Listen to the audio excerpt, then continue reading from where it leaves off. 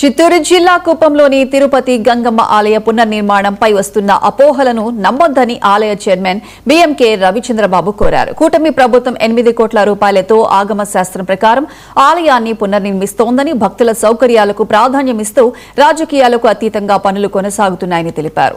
ఆలయ అభివృద్ధికి ప్రజలంతా సహకరించాలని ఆయన విజ్ఞప్తి చేశారు. ఈ అమ్మవారి మహిమలు ఎంత చెప్పినా తక్కువే. మన పెద్దల కాలం నుంచి ఈ కాలం వరకు మన పిల్లల నుంచి అందరినీ కాపాడే దైవం అమ్మ అని పూర్తిగా మనం హిందువులందరూ బాగా నమ్ముతాం గట్టిగా.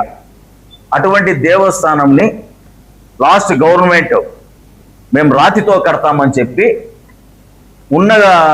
బాగున్న దేవస్థానాన్ని కొట్టేసినారు. అది కొట్టేసిన తర్వాత రాతితో కడతామని అర్థం మాత్రం రాతితో కట్టి గోపురం అంతా ఇటుకరాలతో కట్టే ప్రయత్నం చేసినారు. అప్పుడు మీటింగ్ లోనే సారు హామీ ఇవ్వడం జరిగింది, మన గవర్నమెంట్ వస్తేనే రాతితో కడతామని చెప్పి సారు హామీ ఇవ్వడం జరిగింది.